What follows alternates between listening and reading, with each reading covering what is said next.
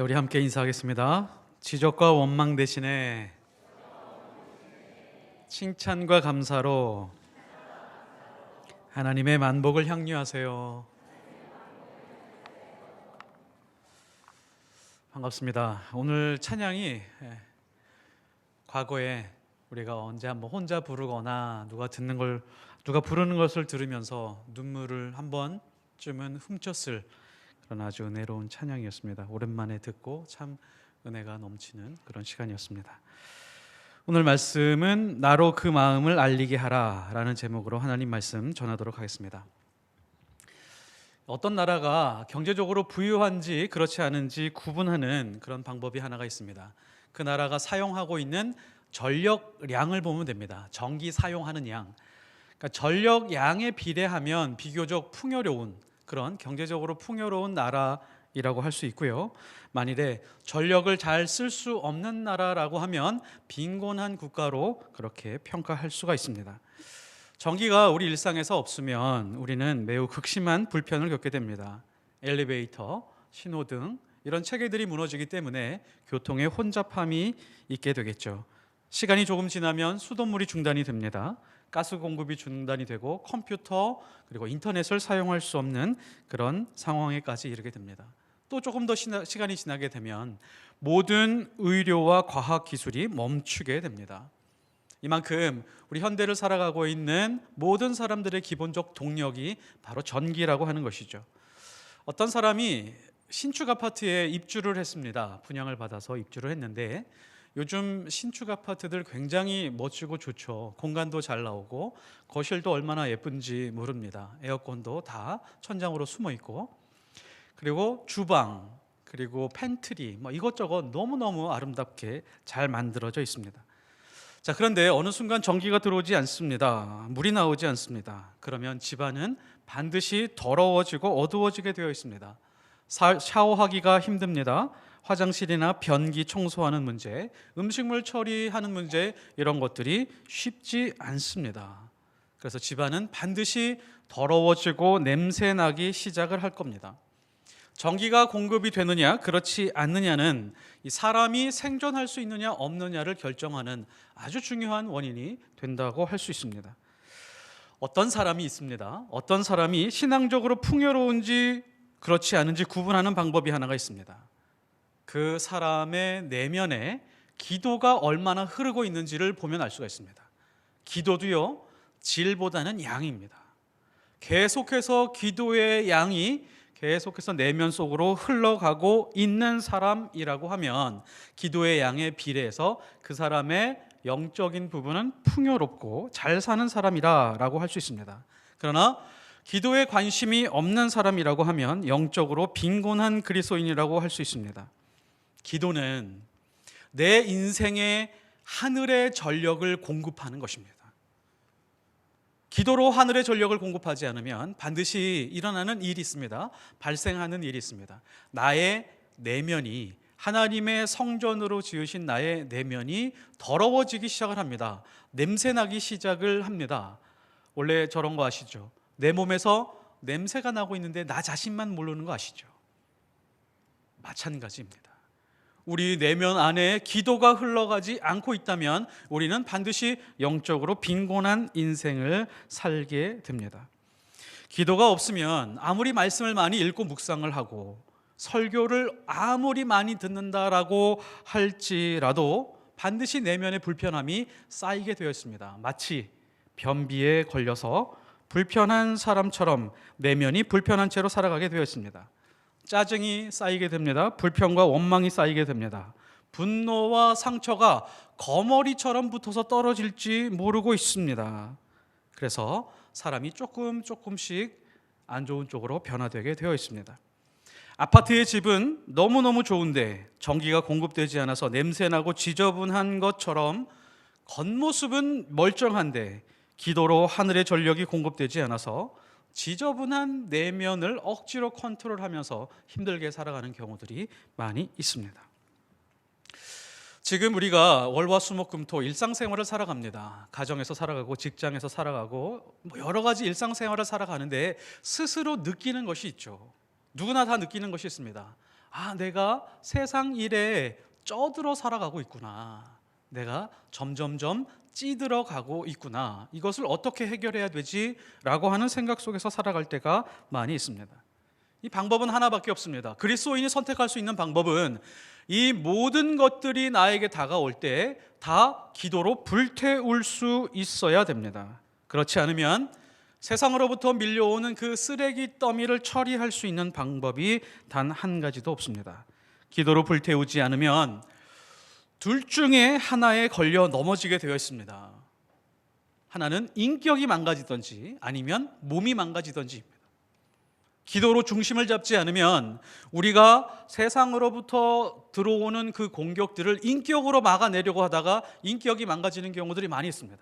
인격을 손상시키지 않기 위해서 나름대로 나의 성품으로 눌러가고 있는데 그게 신체화돼서 몸이 망가지는 경우들이 있죠. 이거는 우리는 무조건 이런 상황에서 기도로 정화시켜야 되고 기도로 하늘의 전력을 공급할 수 있어야 됩니다. 그래야 내면이 깨끗해지고 내면이 정화될 수 있습니다. 그리스도인들이면 누구나 기도를 잘 하고 싶어 합니다. 근데 기도는 해야지 기도하고 싶다라고 하는 생각은 들지만 기도가 너무 어렵습니다. 그리고 정말 신기한 일이 하나가 있는데요. 신앙의 연조가 오래됩니다. 10년, 20년, 30년, 40년 오랫동안 교회를 다니고 내가 기독교인입니다 라고 입술로 고백을 하고 있지만 하기 어려운 게 바로 기도라고 하는 것입니다. 기도를 체계적으로 잘 배웠다라고 생각을 하는데 그 배운 대로 기도하려고 하는데 기도가 잘 되지 않습니다. 또 혼자 기도의 위험성도 생각을 할 때가 있습니다. 내가 기도하면서 이게 내가 기도하는 것이 옳은가? 라고 생각하면서 기도를 멈추기도 합니다. 그런데 기도는 어떤 사람에게 배우는 것이 아니고 기도원에 가서 배우는 것이 아닙니다. 기도도 또한 마찬가지입니다. 기도도 말씀으로부터 배워야 됩니다. 하나님의 말씀 안에 있는 그 기도를 가지고 내가 체계적으로 하나님 앞에 서서히 한 걸음 걸어 들어가야 됩니다. 그런 면에서 보면 에베소서에 나오고 있는 이 기도는요, 굉장히 우리에게 중요한 것을 가르쳐 줄 뿐만이 아니라 우리에게 기도의 아주 중요한 부분들을 알려주고 있습니다. 확신하건대 에베소서에 나와 있는 이 기도의 말씀을 붙들고 응용하면서 기도하기 시작을 하면 반드시 놀라운 일을 경험하게 될 것입니다. 세 가지 기도가 나오고 있습니다. 첫 번째 기도는 1장 17절에서 19절까지의 말씀입니다. 이 기도의 제목은 이겁니다. 하나님, 깨달아지게 해주십시오. 깨달음을 위한 그런 기도입니다.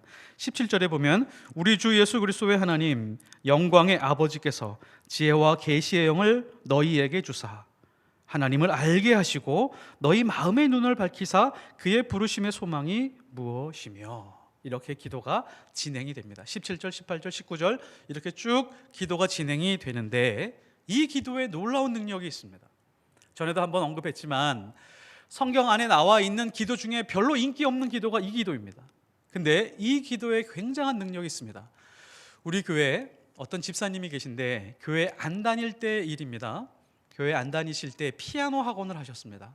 피아노 학원을 하시는데 그냥 열심히 살면서 좀 이것저것 힘들게 살고 있는데 피아노 학원에 등록했었던 어떤 분이 에베소서 1장 17절에서 19절 이 기도문을 적어서 프린트해서 주더라는 거예요. 그래서 너희에게 되어 있는 부분을 괄호치고 자기 이름을 넣어서 기도하게 그렇게 알려줬다고 합니다. 교회를 나가지도 않는 사람인데 하나님을 믿지도 않고 있는 사람인데 그 사람에게 기도문을 주고 이분이 그것을 받고 글쎄 교회부터 안 가고 집에다가 그 기도문을 붙여놓고 매일매일 기도했다고 합니다. 근데 놀라운 일이 일어났습니다. 하나님을 인격적으로 만나고 완전히 변화되었습니다. 그 간증을 우리 중보기도 모임에 와서 하신 분이 계십니다. 말씀과 기도의 능력을 동시에 경험하셨던 것이죠. 그리고 두 번째 기도가 있습니다. 3장 14절에서 19절까지 말씀을 보면 여기서 보면 깨달아지고 아는 것에서 그치지 않고 그 다음 단계로 갑니다. 신앙의 성숙을 위해서 기도하게 되죠. 하나님을 알고 깨닫는 것에서 그치지 않고 어린 아이의 신앙에 멈추지 않고 한 단계 더 깊은 기도의 제목을 우리에게 알려줍니다. 14절 그의 영광의 풍성함을 따라 그의 성령으로 말미암아 너희 속사람을 능력으로 강건하게 하오며 믿음으로 말미암아 그리스도께서 너희 마음에 계시게 하시옵고 하나님의 모든 충만하신 것으로 너희에게 충만하시기를 간구하노라. 하나님을 알고 깨닫는 것에서 그치지 않고 이제 하나님이 내 안에 들어오기 시작을 합니다. 내 속사람이 강건해지기 시작을 합니다. 성장을 하기 시작을 합니다. 영적인 청년으로 성장을 해서 이제 싸울 힘을 갖추게 됩니다. 유혹과 미혹과 시험에서 이길 수 있는 근육들이 생기기 시작을 합니다. 그 다음에 에베소서가 우리에게 일러주는 것이 전신갑주를 취하라이죠. 그 다음 마지막 세 번째 기도가 이겁니다. 18절 모든 기도와 간구를 하되 항상 성령 안에서 기도하고 이를 위하여 깨어 구하기를 항상 힘쓰며 여러 성도를 위하여 구하라. 그 다음에 바울이 아주 중요한 기도 제목을 제시하고 있습니다. 자, 우리는 신앙생활을 하면서요, 자칫 하나님 알기 원합니다, 만나기 원합니다, 인격적으로 하나님과 만나기를 원합니다 라고 하는 기도를 하거나, 혹은 속사람이 강건했으면 좋겠습니다, 혹은 내 안에 계셔 주셨으면 좋겠습니다 라고 하면서 믿음의 싸움 싸우는 데까지 열심히 기도하고 있는지 모르겠습니다. 자, 그런데 에베소서의 기도는요, 거기서 멈추지 않고 한 단계 더 아주 중요한 것으로 전진해 나가기를 원하는 그런 기도를 우리에게 오늘 알려주고 있습니다. 어떤 기도죠? 사명으로 불타는 기도입니다. 그냥 믿음의 싸움으로 싸우는 데서 신앙이 그치는 것이 아니다. 그것을 위해서 이 땅에서 너희를 부르는 것이 아니다. 하나님의 부르심의 목적이 거기 있는 것이 아니다. 오늘 우리에게 제시하고 있는 바울의 기도가 그 말씀을 하고 있습니다. 에베소서의 기도를 보면 생각나는 물고기가 하나가 있습니다.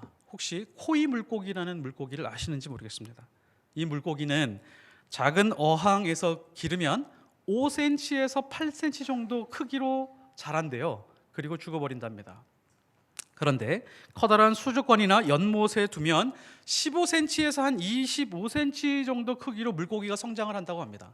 그런데 강물에 방류를 하게 되면 얘가 90cm에서 1m 20cm까지 크는 그런 물고기라고 합니다.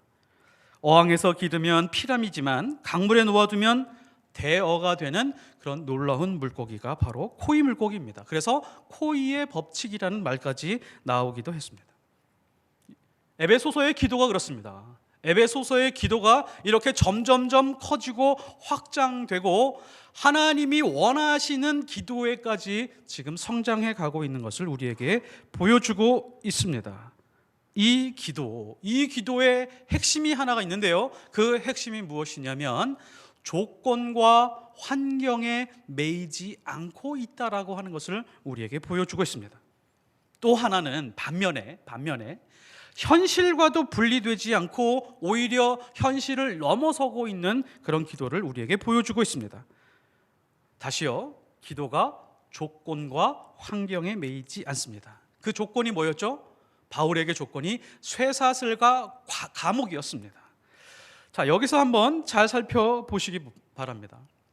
많은 사람들이 어려움과 고난을 당하면 이런 기도 제목을 내놓습니다. 내가 지금 어려움과 고난을 당했는데, 질병과 혹은 빚이 있는데, 혹은 자녀들이 어려움이 있는데, 쇠사슬이죠.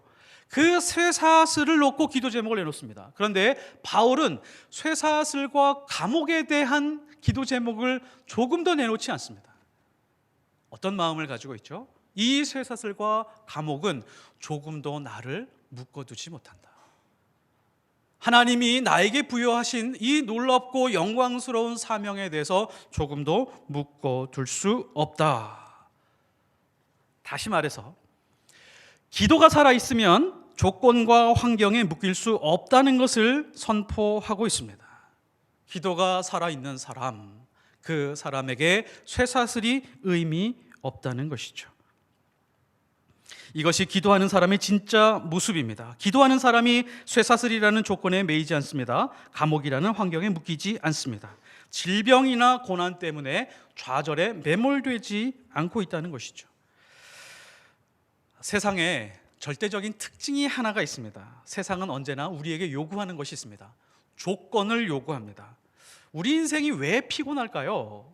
어떤 철학자는 피로 사회라고 하는 책을 쓰기도 했습니다. 우리 인생이 왜 피곤하고 피로한 삶을 살아가고 있을까요?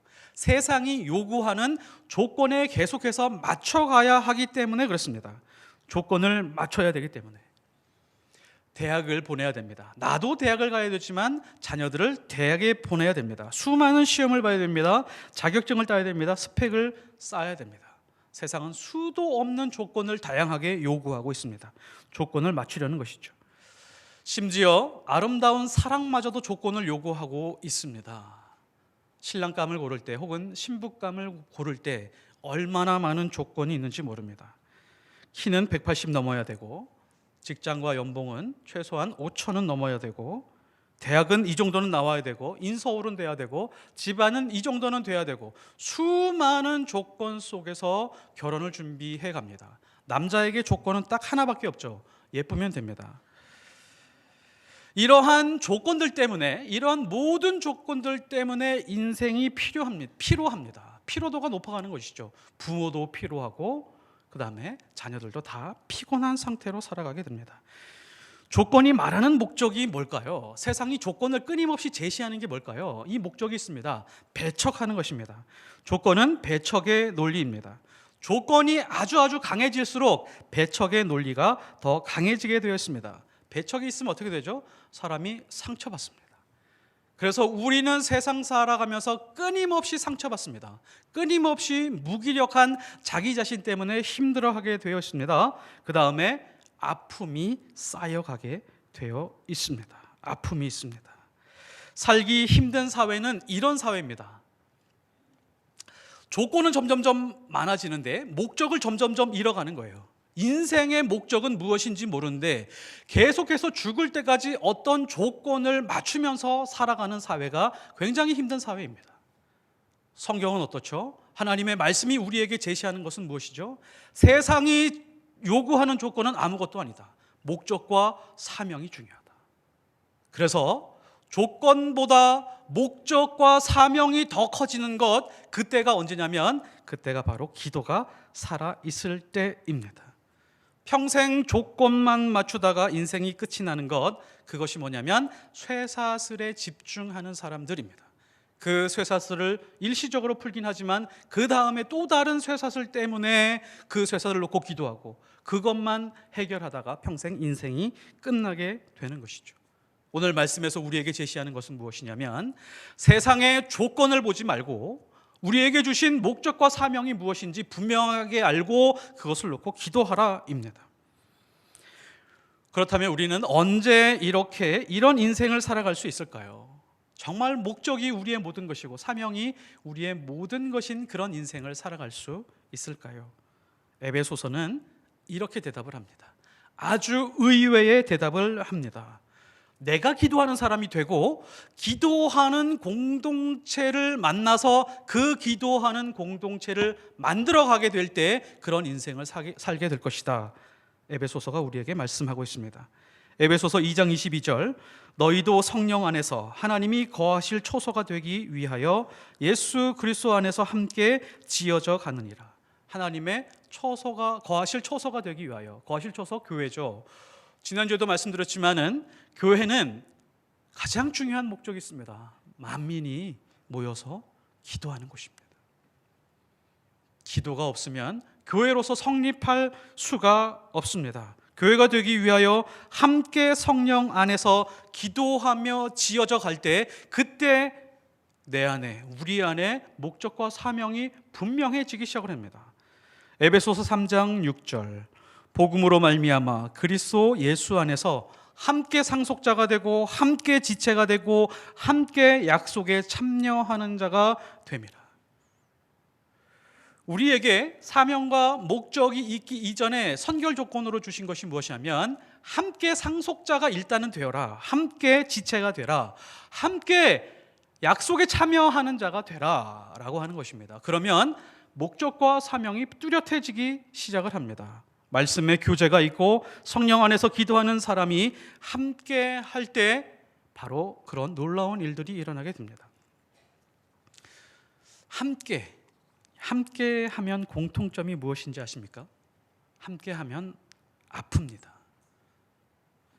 함께하면 아파요.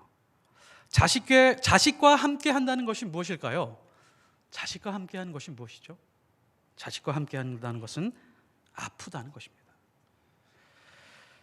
자식은 아프게 낳는 것이고 아프게 키우는 것이고 아프게 성장시키는 것입니다. 그래서 자식이 귀한 것입니다. 그래서 자식이 더 사랑스러운 것입니다. 이것을 성경적으로 설명하면 이것이 아픔의 능력이라고 하는 것이죠. 그래서 그 아픔 속에서 부모와 자식이 하나가 되는 능력이 있습니다. 그래서 하나님이 우리를 어디로 이끌고 가실까요? 우리는 이런 생각을 합니다. 하나님이 나를 훈련시키기 위해서 광야로 가서 훈련시키는구나. 오랫동안 광야 생활하고 훈련을 완수하면 가나안 땅으로 보내시겠지. 그래서 거기서 축복을 누리게 하시겠지. 그리고 사명을 감당하게 하시겠지. 이런 생각 속에서 신앙생활할 때가 많습니다. 그런데 하나님이 진짜 우리를 이끌고 가고 싶은 곳이 있습니다. 그곳이 어디일까요? 아픔을 만날 때까지 우리를 이끌어 가십니다. 하나님을 만난다는 것이 무엇일까요? 하나님을 만난다는 것이 과연 무엇입니까? 아픔을 만난다는 것입니다. 하나님의 아픔을 만난 것이 하나님을 만난 것입니다. 어떤 두 사람이 있습니다. 두 사람이 만나서 종종 정기적으로 만나서 맛있는 거 먹습니다. 그리고 1년에 한두 번 여행을 갔다가 옵니다. 매우 친하게 지냅니다. 그런데 별거 아닌 사건으로 금방 멀어졌습니다. 그러면 이 두 사람은 진짜 만난 것이 아닙니다. 같은 동네에 어떤 두 엄마가 있었습니다. 서로 너무 싫어합니다. 서로 보이지 않으면 뒷담화하고 헐뜯고 가끔 만나면 죽일 듯이 싸웁니다. 그런데 갑자기 두 사람이 친해지기 시작을 했습니다. 어떤 사건이 있었을까요? 상대 엄마가 출산을 했는데 장애아를 출산을 했습니다. 그런데 상대 엄마도 싸우던 그 엄마에게도 장애아이가 있습니다. 그 다음부터 세상에 둘도 없는 친구가 되었습니다. 두 사람이 만났습니다. 무엇을 만났죠? 상대의 아픔을 만났습니다. 상대방의 아픔을 만난 것이 진짜 만난 것입니다. 하나님을 만난 것이 무엇이라고요? 하나님의 가슴에 있는 하나님의 아픔을 만난 것, 이것이 진짜 하나님을 만난 것입니다. 여러분에게 질문해보고 싶습니다. 여러분은 하나님을 만나신 적이 있습니까? 하나님의 가슴에 아픔이 있는 것, 그 하나님의 가슴에 아픔이 무엇일까요? 하나님의 아픔은 잃어버린 양입니다. 정확하게 잃어버린 자식입니다. 이 땅에 하나님이 창조하신 하나님의 자녀들이 있는데 영적으로 장애아로 살아가고 있는 그 모습을 바라보면서, 혹은 하나님을 떠나서 방황하면서 죄 짓고 살아가는 그 사람들을 바라보고 있을 때 하나님의 아픔이 있는 것입니다. 누가복음 15장에 보면 탕자의 형이 나옵니다. 의외로 탕자 이야기를 보면 탕자 형의 이야기가 많이 소설되어 있습니다. 거의 한 3분의 1 정도 이야기가 나오고 있습니다. 평생 동안 아버지와 큰형은 살고 있었지만 큰형은 아버지를 만나지 못했습니다. 왜일까요? 아버지의 아픔과 만나지 못했기 때문입니다. 아버지의 아픔은 언제 해소가 되는 것이죠? 동생이 돌아올 때까지 해소되지 않는 것이 바로 아버지의 아픔입니다. 얼마나 많은 사람들이 이런 면에서 보면 탕자의 형처럼 신앙생활을 하고 있는지 모르겠습니다. 저도 늦은 나이에 결혼해서 아이를 키우는데 첫째와 둘째가 태어났습니다. 둘째 키우는데, 신생아여서 둘째를 키우는데 너무너무 힘들었습니다. 세상에 이렇게 힘든 일이 있을까라고 싶을 정도로 육아가 너무너무 힘들었습니다. 물론 엄마가 더 힘들었습니다. 육아에 지쳐 있다가 어느 날 정말 파죽이 돼서 가만히 생각을 하는데 어머니 생각이 났습니다. 그래서 어머니에게 전화를 드렸습니다. 어머니, 세상에 태어나서 아이 키우는 것이 이렇게 힘든 일인지 몰랐습니다. 어머니 어떻게 4명을 키우셨어요? 너무너무 감사합니다. 어머니의 아픔을 만난 것입니다. 저희 아버지가 계십니다. 아버지와 사이가 그리 좋지 못합니다. 아버지가 목사님이셨는데 가정을 그렇게 잘 돌보지 못하셨습니다. 아버지가 그렇게 사이가 좋지 못한데 그냥 그렇게 지내다가 결혼을 했습니다. 아이를 낳았습니다. 아이를 키우면서 아버지 생각이 났습니다. 아버지가 가정을 지키면서 아버지로서, 남편으로서 말 못할 고독이 있었구나.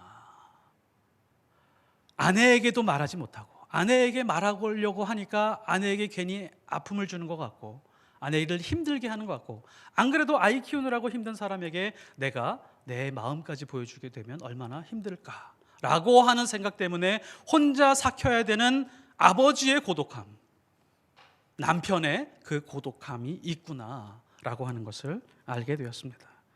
그래서 아버지의 아픔과 만나게 되었습니다. 그래서 아버지가 조금 이해가 되었습니다.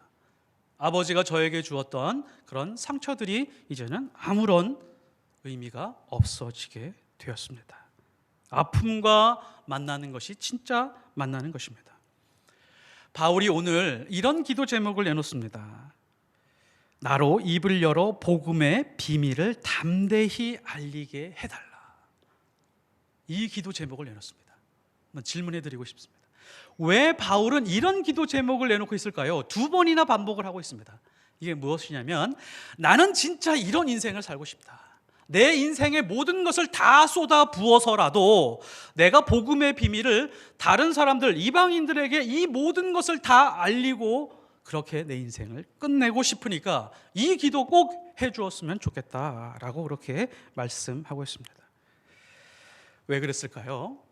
하나님의 아픔을 알고 있었기 때문에 그렇습니다. 이 세상 누구보다도 하나님의 아픔이 내 안에서 충만했기 때문에 그렇습니다. 갈라디아서 6장 14절. 그러나 내게는 우리 주 예수 그리스도의 십자가 외에 결코 자랑할 것이 없으니. 우리가 이것을 이렇게 받아들일 때가 있습니다. 십자가에 능력이 있어. 십자가를 붙들면 축복이 있어. 십자가를 붙들면 치유가 있어. 예수 그리스도의 보혈로 인해서 놀라운 은혜가 있어 라고 생각을 할 수 있지만, 바울은 더 깊은 것을 만났습니다. 왜 십자가 이외에 자랑하지 못하느냐? 십자가 위에 있던 아버지의 아픔이 무엇인지를 알고 있기 때문에 그렇습니다. 그런 결단을 하고 있었던 것이죠. 십자가와 부활을 완성했습니다. 하나님은 아들을 보내시고 십자가 위에서 부활을 완성했습니다. 그리고 구원을 위한 계획이 다 끝났습니다. 그 이외에 하나님은 어떠한 계획도 진행시키지 않으실 것입니다. 이제 천국과 지옥만 남았습니다. 한번 잘 살펴보십시오. 분명히 십자가를 세워놓고 부활이 있고 십자가 붙들고 예수 그리스도를 믿으며 천국에 갈 것입니다. 더 이상 아무것도 없습니다. 그런데 여전히 하나님의 아픔은 남아 있습니다. 어떤 아픔이죠? 온 세상에 있는 모든 사람들이 십자가를 붙들고 천국으로 갔으면 좋겠는데, 여전히 십자가 외의 길로 가서 지옥으로 가는 사람들이 있기 때문에, 그 지옥으로 가는 사람들 때문에 하나님의 아픔은 영원히 채워지지 않을 수도 있다라고 하는 것입니다. 그래서 바울이 이 기도 제목을 내놓은 겁니다. 내 인생의 모든 것을 다 쏟아 부어서라도 하나님의 아픔을 조금이라도 위로하고 싶습니다. 요한복음 17장 21절. 아버지여, 아버지께서 내 안에, 내가 아버지 안에 있는 것 같이 그들도 다 하나가 되어 우리 안에 있게 하사 세상으로 아버지께서 나를 보내신 것을 믿게 하옵소서. 자, 이겁니다. 굉장히 중요합니다. 예수님이 이렇게 말씀하시죠. 아버지께서 내 안에 있습니다. 그리고 내가 아버지 안에 있습니다. 이게 무슨 뜻이죠? 그 뒤에 힌트가 나옵니다. 세상으로 아버지께서 나를 보내신 것. 이게 성경 문자로 나와서 그렇지, 세상에 어느 아버지가 아들이 못 박히는데 그 장면을 보고 아프지 않을 수가 있을까요? 그 아픔이 숨어 있습니다. 아버지가 내 안에 있다라고 하는 것은 무슨 뜻이냐면, 아버지의 아픔이 내 안에 있습니다. 그리고 내 아픔이 아버지 안에 있습니다 라고 하는 것이죠. 내 인생이 하나님 안에 있고 하나님이 내 안에 있다라고 하는 뜻이 무엇일까요? 그때가 언제냐면, 하나님의 아픔이 내 안에 들어오게 될 때입니다.